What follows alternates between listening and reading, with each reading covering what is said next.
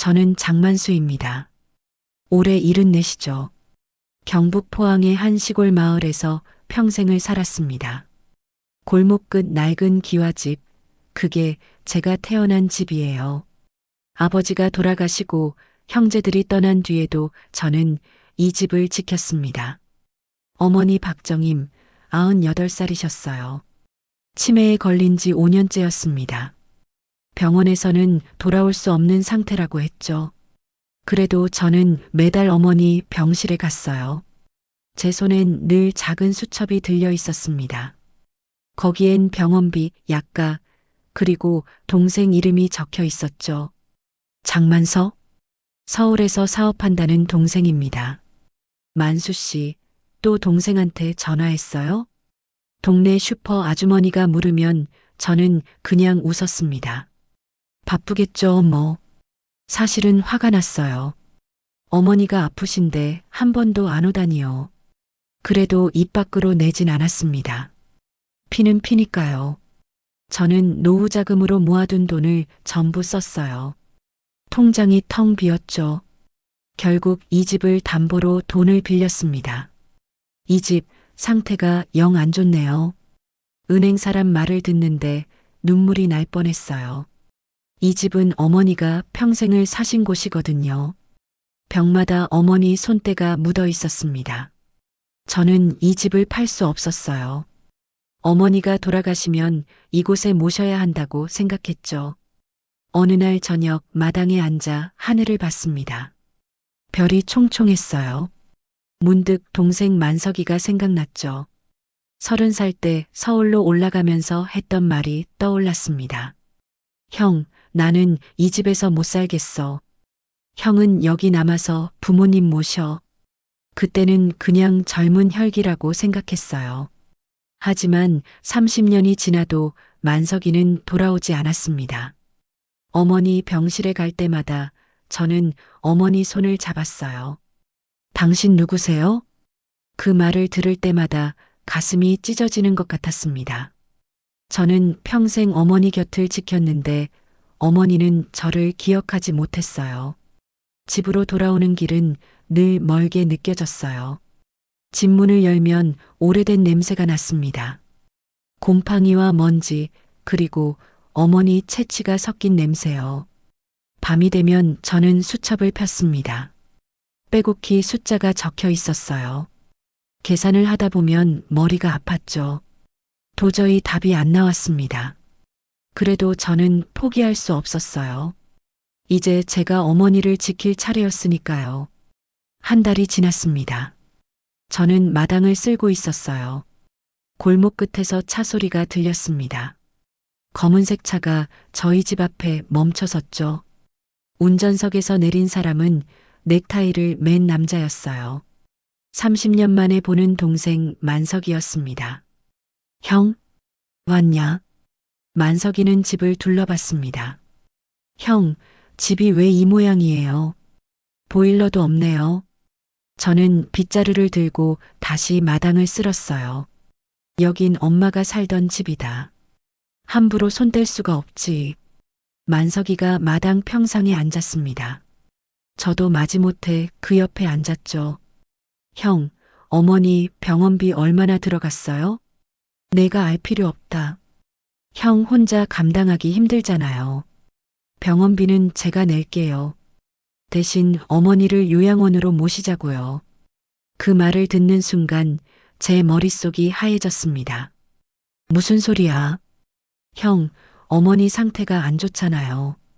요양원 가면 편하게 계실 수 있어요. 그게 무슨 편한 거야? 저는 벌떡 일어났습니다. 엄마는 엄마야. 내가 평생 모신 엄마라고. 만석이도 일어났어요.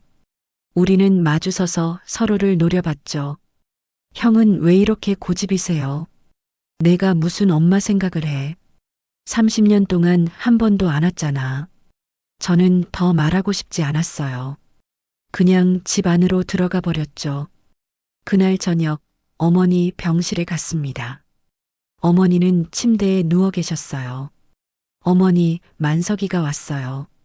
근데 엄마를 요양원에 보내자고 하네요. 어머니는 대답이 없었습니다. 제가 지킬게요. 엄마를 끝까지 지킬게요. 집으로 돌아왔을 때 만석이는 거실에 앉아 있었어요. 형, 저 오늘 못 가요. 저는 대답하지 않고 방으로 들어갔습니다. 다음 날 아침 만석이가 떠났어요. 형, 생각해봐요. 저는 대답하지 않았습니다. 차가 골목을 빠져나가는 게 보였죠. 며칠 후였습니다. 어머니 병실에 갔는데 어머니가 안 계셨어요. 환자분 보호자께서 어제 요양원으로 옮기셨어요. 그 말을 듣는 순간 세상이 무너지는 것 같았습니다. 누가요? 차남 분이라고 하시던데요. 만석이었습니다. 그 녀석이 제 몰래 어머니를 옮긴 거예요. 저는 만석이한테 전화를 걸었습니다. 받지 않더군요. 어머니 어디로 모셨냐? 당장 말해라. 하지만 답은 오지 않았습니다. 그날 이후로 저는 만석이와 연락을 끊었어요. 우리 형제의 첫 번째 단절이었습니다. 3개월이 흘렀습니다.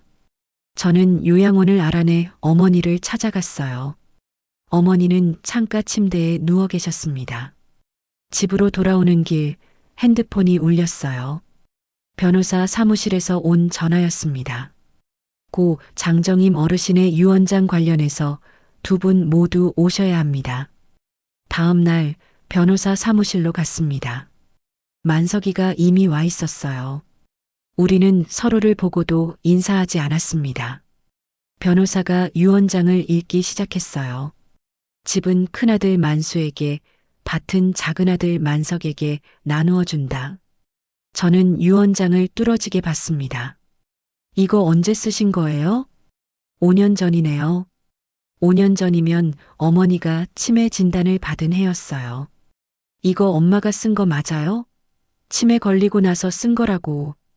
유언장 작성 시점은 치매 초기로 당시 의학적 판단으로는 의사결정 능력이 있었던 걸로 확인됐습니다. 저는 자리에서 벌떡 일어났습니다. 우리 어머니는 이런 거 안 썼어. 저는 유언장을 집어들어 찢어버렸어요. 형? 만석이가 소리쳤지만 저는 사무실을 나왔습니다. 복도에서 만석이가 따라왔어요. 형, 이거 어떡하려고요? 몰라. 나는 인정 못해. 형, 어머니 뜻이에요. 내가 뭘 안다고 그래. 우리는 복도에서 소리를 질렀습니다. 형, 저도 아들이에요. 어머니 사랑받고 싶었어요. 내가 떠난 거잖아. 만석이가 한 발 다가왔어요. 형, 저도 어머니 곁에 있고 싶었어요. 근데 답답해서 미칠 것 같았어요. 저는 할 말을 잃었습니다. 내가 그렇게 생각했다면 어쩔 수 없지. 만석이는 찢어진 유언장을 제게 던졌어요. 형은 평생 그렇게 사세요. 혼자서요. 만석이가 돌아섰습니다. 저는 그 자리에 서서 바라만 봤어요. 겨울이 깊어졌습니다. 저는 어머니 물건을 정리하다가 작은 봉투를 발견했어요. 포항 중앙시장 김말순이라고 써 있었죠. 봉투를 열었습니다. 현금 50만 원과 편지 한 장이 들어 있었어요. 말순아, 혹시 내가 정신이 흐릿해지면 이 편지를 만수에게 꼭 전해줘. 저는 봉투를 들고 시장으로 갔습니다. 김말순 할머니 가게를 찾았어요.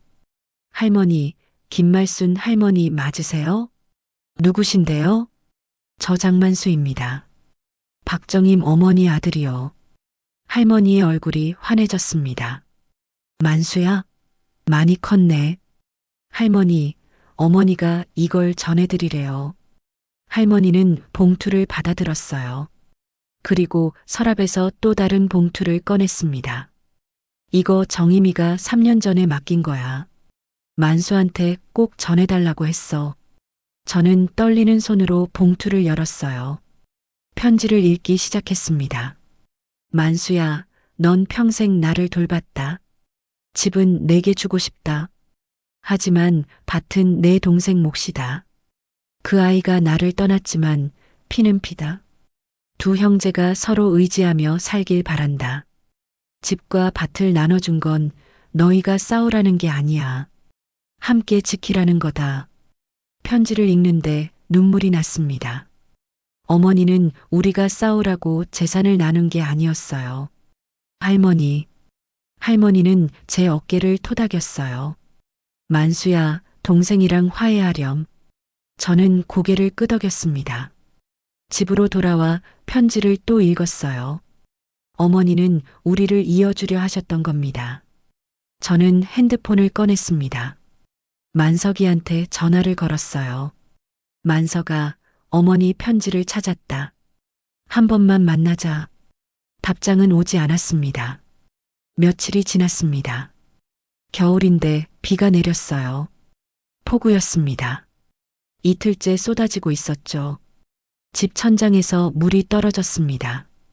지붕이 샌 거예요. 새벽에 일어나 밖을 봤습니다. 지붕 한쪽이 무너져 있었어요. 이웃집 아저씨가 오셨습니다. 만수 씨, 지붕 고쳐야겠어요. 돈이 없어요. 요양원 가는 게 어때요? 아직은 괜찮아요. 저는 창고로 가서 사다리와 망치를 꺼냈습니다. 사다리를 세우고 올라갔어요. 지붕을 손으로 만졌습니다. 조심스럽게 기와를 올렸죠. 손이 시렸지만 멈추지 않았습니다. 밤에 벽장을 정리하다가 뭔가를 발견했어요. 찢어진 유언장의 남은 반쪽이었습니다. 저는 두 조각을 맞춰봤어요. 완전한 유언장이 나타났죠. 만수야, 내가 밭을 돌봐주길 바란다. 만석이는 집을 지켜주길 바란다. 두 형제가 함께 힘을 합쳐 이 재산을 지켜라. 모든 게 명확해졌습니다. 어머니는 우리가 함께 돌보기를 바라셨던 거예요. 저는 만석이한테 전화를 걸었습니다.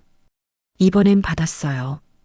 형, 만석아, 유언장 나머지 반쪽을 찾았다.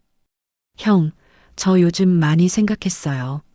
제가 잘못했어요. 아니야. 내가 잘못했지. 형, 만석아, 한 번만 와봐라.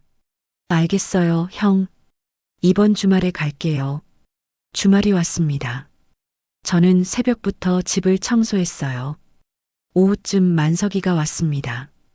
형, 들어가자. 저는 유언장과 편지를 꺼냈습니다. 이게 어머니가 남기신 거야. 만석이는 천천히 읽기 시작했어요. 두 형제가 함께 힘을 합쳐 이 재산을 지켜라. 만석이가 고개를 숙였습니다. 어깨가 떨렸어요. 형, 정말 몰랐어요. 나도 몰랐어. 우리 형제는 그렇게 한참을 울었습니다. 형, 저 사실 요즘 사업이 안 좋아요. 빚도 많고요. 그랬구나. 형이 제일 힘들었어요. 우리는 서로를 위로했습니다. 저는 저녁을 차렸어요. 라면이었습니다. 형, 집 지붕 제가 고쳐드릴게요. 내가? 네. 주말마다 와서 같이 고쳐요. 그래, 함께 하자. 우리는 약속했습니다. 어머니가 남기신 집과 밭을 함께 지키기로요. 다음 날 만석이는 서울로 돌아갔습니다. 형, 다음 주말에 또 올게요. 저는 편지를 한 통 썼어요. 혹시 모르니까요. 제게 무슨 일이 생기면 만석이가 읽을 수 있게요. 마을 이장님한테 부탁했습니다. 제게 무슨 일 생기면 이 편지 만석 씨한테 전해주세요. 한 달이 지났습니다. 만석이는 오지 않았어요. 전화를 걸어도 받지 않았습니다. 어느 날 저녁, 저는 혼자 지붕을 고치고 있었어요. 사다리에서 기와를 올리는데 갑자기 어지러웠습니다. 그대로 떨어졌습니다. 마당에 쓰러진 저는 하늘을 봤어요. 별이 보였죠? 병원에서 깨어났을 때 만석이가 옆에 있었습니다. 형, 왔구나. 형, 미안해요. 만석아, 잘 부탁한다. 형, 무슨 소리예요? 유언장, 편지, 다 내가 가져라. 형, 만석아, 어머니한테 잘했다고 전해라. 그게 제가 한 마지막 말이었습니다. 장례식장에서 이장님이 편지를 가져왔습니다. 만석 씨, 만수 씨가 전해달라고 했어요. 만석이는 편지를 읽었어요. 만석아, 너와 화해해서 행복했다. 이제 집과 밭은 내가 지켜라. 항상 건강해라. 형이 하늘에서 지켜볼게. 만석이는 주저앉아 울었습니다. 사흘장이 끝나고 저는 고향산에 묻혔습니다. 만석이는 제 묘 앞에 섰어요. 형, 약속 지킬게요. 집이랑 밭, 제가 잘 지킬게요. 집에서 만석이는 제 가방을 열었습니다. 낡은 수첩이 있었어요. 어머니 병원비 200만 원. 만석이 사업 도와주기 50만 원. 만석이 아이들 학비 100만 원. 만석이는 수첩을 보며 눈물을 흘렸습니다. 형이 저한테 마당에서 어머니 영정사진을 발견했어요. 사진 뒤에 글씨가 써 있었습니다. 두 아들 모두 내 자랑이다. 싸우지 말고 서로 의지하며 살아라. 만석이는 무릎을 꿇었습니다. 어머니, 형, 제가 잘못했어요. 약속 지킬게요. 1년이 지났습니다. 봄이 왔어요. 고향집 마당에 복숭아꽃이 폈습니다. 만석이는 마당을 쓸고 있었어요. 지붕은 새로 고쳐졌습니다. 만석이가 직접 고쳤어요. 밭에는 채소가 자라고 있었습니다. 상추, 고추, 토마토가 푸르게 자라고 있었죠. 만석이는 매일 밭에 갔습니다. 정성껏 돌봤어요. 형, 잘 자라고 있죠? 만석이는 제 묘에 자주 왔습니다. 형, 집 지붕 다 고쳤어요. 밭도 잘 되고 있고요. 어머니도 매주 뵈러 가요. 어느 날 만석이는 요양원에 갔습니다. 어머니, 누구세요? 저 만석이에요. 어머니는 손을 내밀었습니다. 만석이, 우리 막내. 네, 어머니. 형은 하늘에 계세요. 만수, 착한 애야. 네, 형은 정말 좋은 사람이었어요. 어머니는 만석이 손을 꼭 쥐셨습니다. 착하게 살아라. 네, 약속할게요. 집으로 돌아오는 길, 만석이는 제 묘에 들렀습니다. 형, 어머니 뵙고 왔어요. 저도 이제 알았어요. 가족이 뭔지요. 며칠 후 은행에서 편지가 왔습니다. 대출금 완납 통지서였어요. 제가 생명보험을 들어놨던 겁니다. 만석이는 편지를 꼭 쥐었습니다. 형이 이렇게까지. 그날 오후 만석이는 다시 산에 올라갔어요.